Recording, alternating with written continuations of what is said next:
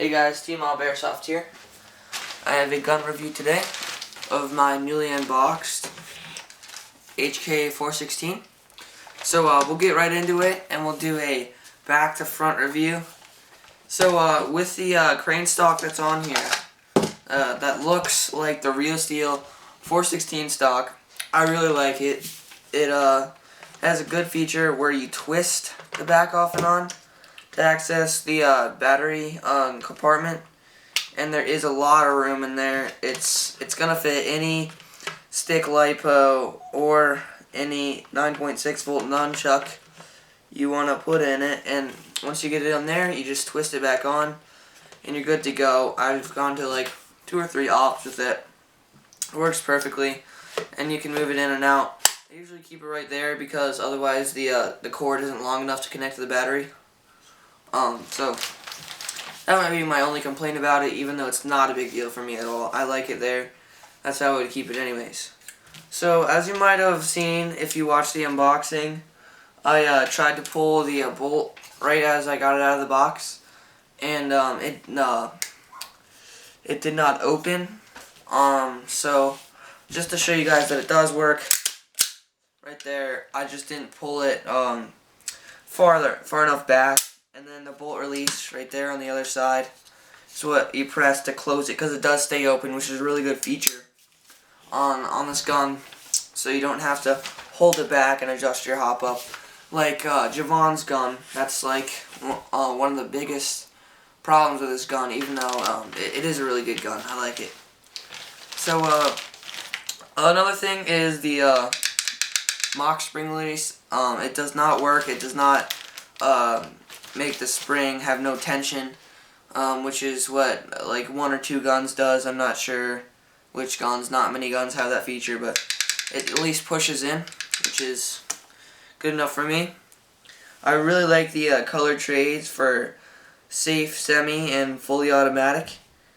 And alright, so let's get into the trademarking area here. Well, like, I don't understand why they would do this. I heard Special Ops M4 gripe about this, and he has a perfect good reason to. It's the stupidest thing I've ever seen. If you want to really hear someone read the entire paragraph and a half they put on here, go to Special Ops M4's review, and he's gonna put this gun in his Dev Guru loadout. But he reads the whole thing. I don't even have time to. So, anyways, they did sneak Cal 6mm BB on there, which is another bad thing. And on here they fixed it where it says Cal 5.56 millimeter by 45 caliber. So that's all good, and it does still say 416 CQB, which is Airsoft, but that doesn't really bother me. And it does have a cool HK trades there. It says Heckler and Koch over here, and it has a few on the mags, or the mag that comes with it, but I'll get to that later. The optic I have on this is a replica XPS EOTech. It's a really nice replica. If you want to pick one up, which a lot of people ask me where, it's airsoftalien.com, and they just make really good replicas. The team has had 3 or 4 before, and all of them work perfectly. For mine, I actually took the battery out of here. It comes with 1 battery that'll last you a long time, but I took the battery out because I don't really turn my optics on. I just like to look through and use my laser to find targets, because the red optic really just gets in my way, and the laser actually goes out and touches the person that I want to hit. So moving up to the rail system here, it is a really nice one-piece rail system with no wobble. There's no wobble in the whole gun.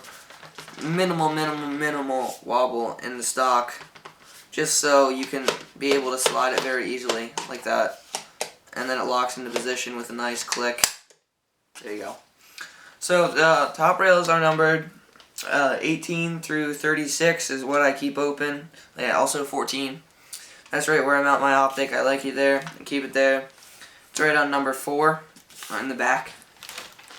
And And so the rails are pretty nice. And another thing Special Ops M4 said is the the top rails are numbered. Side and bottom are not numbered. And the top doesn't even have a T in front of the number, which would stand for top. And then it would be left, right, and bottom.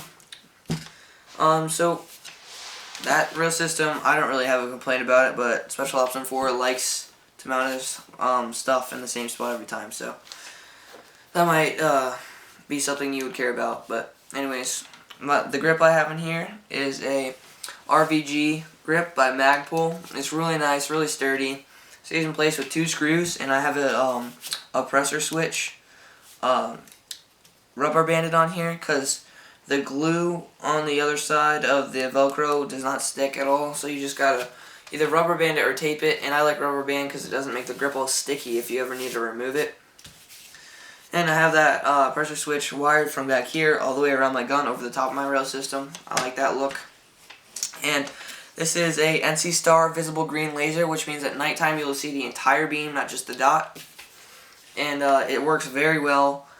So far, I tested it up to about 3 or 4 miles, and it has a recognizable dot up to that distance, especially at nighttime. In daytime, it doesn't work as well, but at nighttime, it works really good. See if you can see any of that. But, yep, and then I boiled the tip because it was glued on, and I put my own Birchcade black tip on here that I bought separately.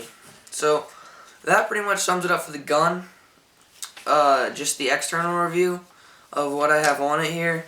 And so we'll go into internals. I love VFC gearboxes. They're always amazing. They always make me say wow, because this gun has so much range.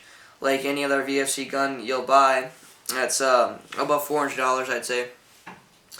And the only gripe about the internals, I'd say, would be, well, there's actually 2, but one's not very important. Number 1 is the wiring here.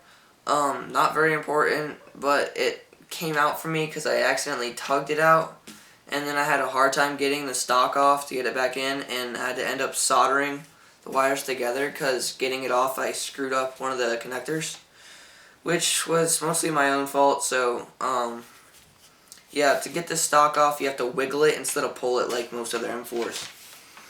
But the other internal gripe, which is kind of serious, is the hop-up system. I don't know if you can see that, but it actually comes down more than most hop-up systems, so you have to have certain types of mags that actually fit this gun. It's very limited. So far, I've looked online. It says E-mags work great, mag brand mags work great, and most high cap mags work pretty good. I have some Matrix and AIM mags that work fine in the gun. I'm going to get a lot of E-mags because I want some more mid caps, because I have K120s that do not work in this gun, if you're wondering. They do not. So that sums up the entire gun and the internals.